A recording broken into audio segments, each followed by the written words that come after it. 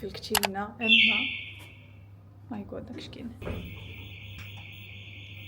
Okay, dik ġdida.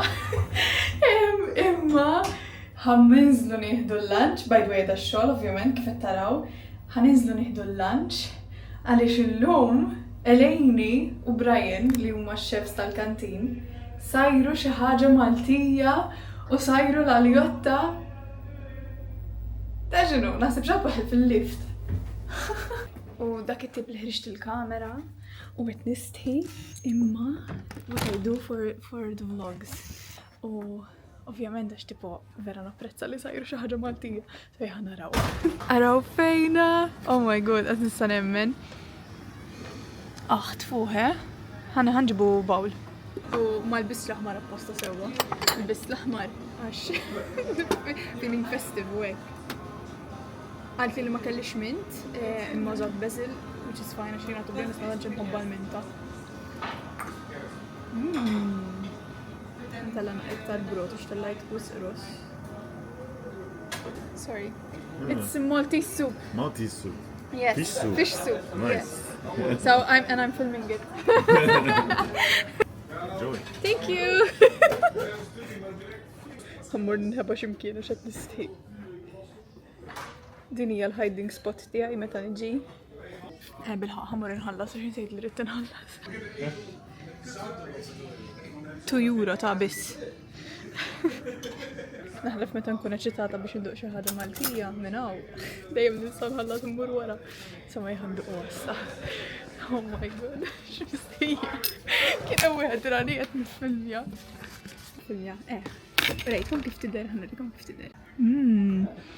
Veru tfuħ, Nitira daqsxejn ħobs mixwi fuq għax m'għandhomx ħobs ovvjament is-sopa bil-ħobs tibqa' bil-ħobs. Veru tfuħ. Ħafna tfuħ.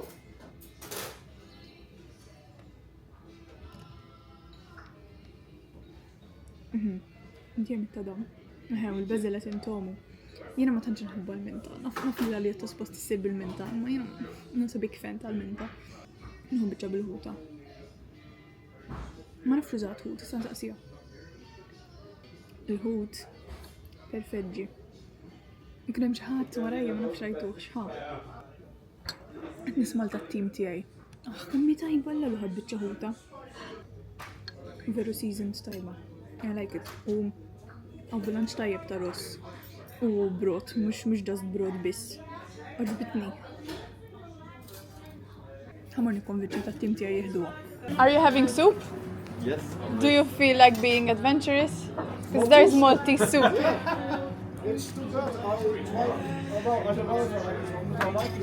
It's fish soup. Do you like fish? I like fish soup. Yeah. You mean they still swim? You're going to try it? Okay, because I'm filming and I'm going to try convince people to have Are it. you trying it? Of course. And I'm filming it. Okay, Arash is going to try it. Do you like? But you like fish soup? It is very nice. Eleni, I like it. It's really nice. And I like the touch of basil in it instead of the. By the way, is it okay if I'm filming it? sure. Okay. The fish is cooked perfectly. Yeah? Yes, it's flaky. What fish did you use? This one was panga. Because, Okay. But I like panga. Okay, so that's why I could taste the saltiness of it at the end. Compare it with something. And Yeah, then I you're ate right. it, so But you always do such a good job. Yeah? Even though you've never tasted the real thing. I like the combination of things. Yes, Like, yes, it's the nice. tomatoes. It's really nice. Yes, even the tomatoes. Well done, as usual. Okay, issa ħammur mal-komplement tat-tim tiegħi għax jaħsbu nistrambaqat ma ninkol magħhom meta nduq dal-affarijiet. U issa nġibu reaction ta' Arash ukoll. Ħanimxi għalhem. Let's check the menu. Oh man, that looks nice. Yes, the Potato and- potato. Jack I literally came into the office just for the soup. The soup Because is usually I also- work from home today.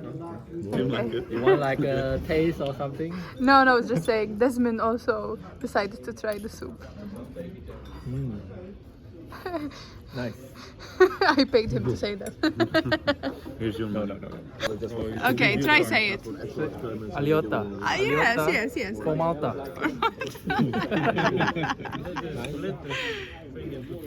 Oh, nice. Doesn't work here. Yeah. It would be Let me try the fish first. Yeah, the fish you cooked it really fish, well right? as well. It's very flaky. When the victim.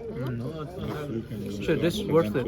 Yeah, we have lots of it. Yeah. Sorry, what did you say? This is worth it. Yeah. Normal soup, they don't have anything there. Yeah, and it has protein because it has fish. Because usually, unless you make with like beans or something, it's very low. Yes, it has rice. Peer pressure. Hey, wait, tell your viewers, if they recognize this shirt, comment down below. Hello, وصلت الدار vera tar il-ħin. Bħalissa 8:30 taqt mixol vera tajt illum mux mort. Nasib wasalt xi l-10 vera dom dal-għodu x'qom tajt u kelli niditja l-video qabel ma nitlaq ix-xogħol għax meditejtu xi l-bieraħ fil-għaxija għax vera kont tajjiena madof fil-bieraħ. Naħseb jew ħabba l-injection tal-influenza għax hekk daqqa waħda minn xejn ġie in-nas. Nisbarħat għandi ħafna ħwejjeġ nitwi hawnhekk taraw sodda għax il-bieraħ qabel ma nqatt ma twejthomx u I kind of regretted a bit għax kon niġi unsibhom lesti imma ma jimpurtax l-aljotta illallu ma nafx derx l-eċitament tiegħi. Ma mlitix bil-ħut tipiku li jagħmlu l-aljotta sewwa x'is-soltu l-aljotta jagħmluha bil-ħut żgħir u jinkludu anka ir-ras tal-ħuta u d-demp. Però ovvjament ma tistax issib hawnhekk għax hawnhekk daqsxejn limitat il-ħut, fis-sens ħafna mill-ħut li jkun hawn tal-lakes u ma nafx jgħidulu l-baħar ta' fuq l-Olanda għax inħawwat. Ma nafx, ma differenti ovvjament. Però xorta ħadem bil-banka swi, ma nafx jiġi bl-Inglis, to be honest, imma biddax naħseb banka swi jgħidlu. Imma veru ġit tajbistra u anka sħabi li daquha veru ġbithom. Speċjalment imdorrijin li huma ħanħiġ rika ta' ħanfotti l-flokkijiet. Ħafna mis-sopop li jagħmlu s-soltu jkunu l-smooth soups ngħidlhom jiena bħal tal-qara ħamra, xi red lentil soup hekk dawn l-affarijiet.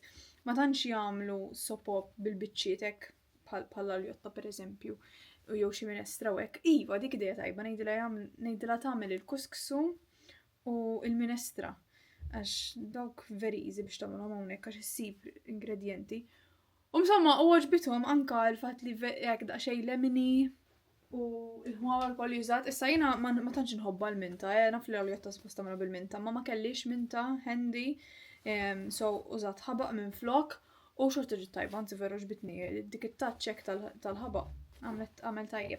U mbagħad wara x-xogħol illum qasmort il-ġim rġajt irġiet bistax qatt neditja naqra u peress wasalt hawnhekk xi 6:30 imbagħad kien jisu tard wisq. So ma mortx jiddispjaċini minn imma it's okay issa murada. Kont ħanagħmel il-mince pies ukoll illum imma m'għandix ċans issa nagħmilhom il-ġimgħa d-dieħla għax baqali l-milli tal-mince pies u nixtieq naħlih għax mhux ħanagħmilhom wara l-miliet issa x'issa wara l-miliet to be honest nixtieq nidħol f'rutina ta' nikol daqsxejn ikel sustanzjuż għax bħalissa nikol daqsxejn imbarazzan healthy tipo ħafna Christmas log u mince pies u torti which is fine for a short period imma you know long term not a good idea. U għat neditja ir-reels li suppost ħantilla l-ġimgħa d-dieħla għax għandi xeba footage naħseb għandi over 8 hours li mhux 8 ma naħsibx li 8 ma nafx jista' jkun 8 hours għax domt niġbed footage għaw ta' jien nsajjer ħabba li nitfa' dawk ir-reels tal-preparazzjoni u rrid nikteb il-voice overs ukoll għal fuqhom. So għandi ħafna x'nagħmel. Illum kelli l-aħħar tutorial tas-sena għax il-ġimgħa d-dieħla mhux ħajkun hemm tutorial għaliex apparently il-Christmas recess u l-Università dis-sena ħajbda on Friday stramma għax jiena dejjem minn għalija li jibda on Monday. Ħankompli nitul ħwejjeġ u bagħad inkellimkom ma nafx ħanagħmel wara li nħasel. To be honest. Oh my god, ħanibki. No.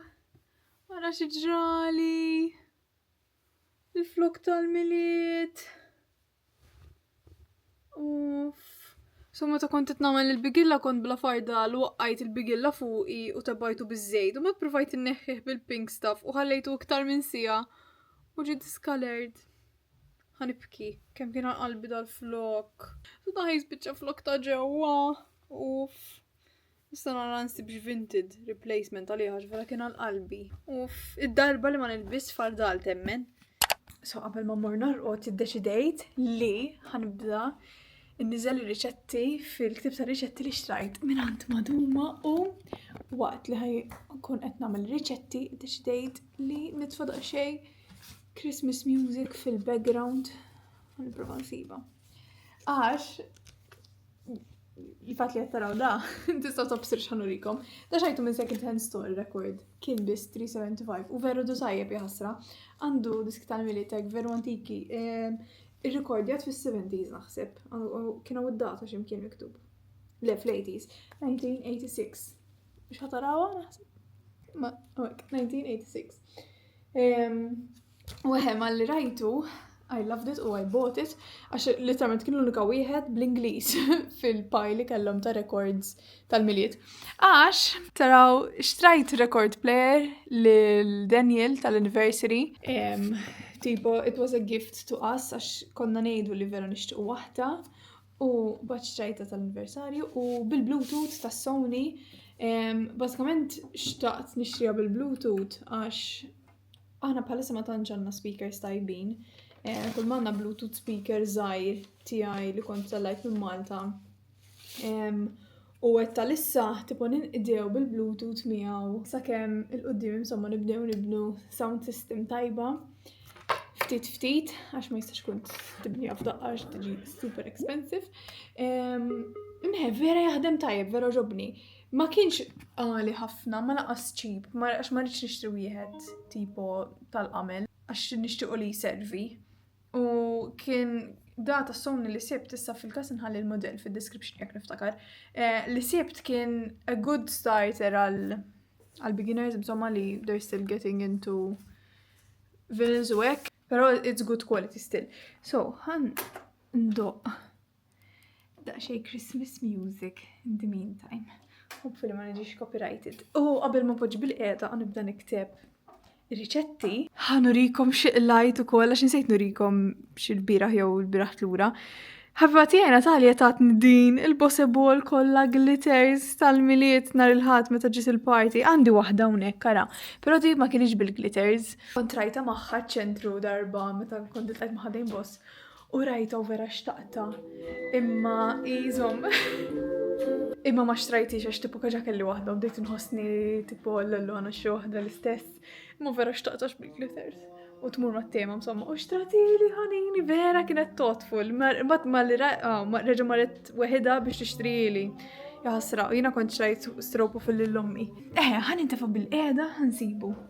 Għax ħriġtu hekk apposta. Għandi ħafna, għamilt lista twila ta' riċetti kollha nixtieq nikteb u mhux ħajrnex li nagħmilha kollha żgur illum, imma qed nibda bit-tnejn tlieta kuljum.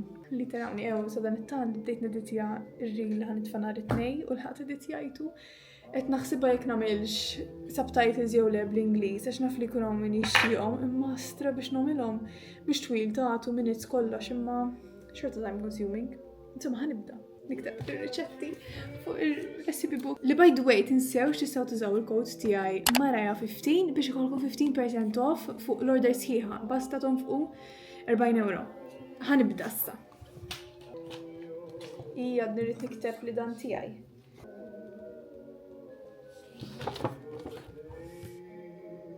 Tiegħi. Sa mbagħad meta Daniel jiżewwiġni naqtaħħa u niktab bakil minn vlog.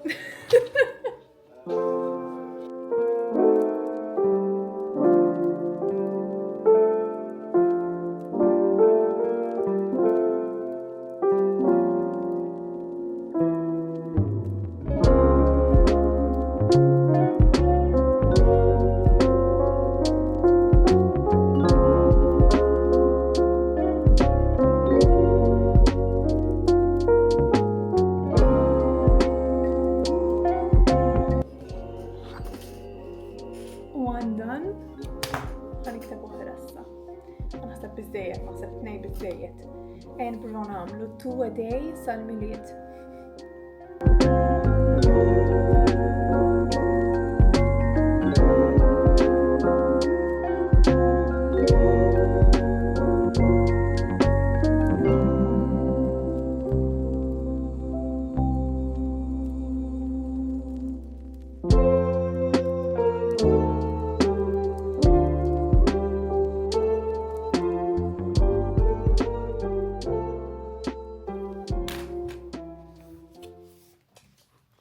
2.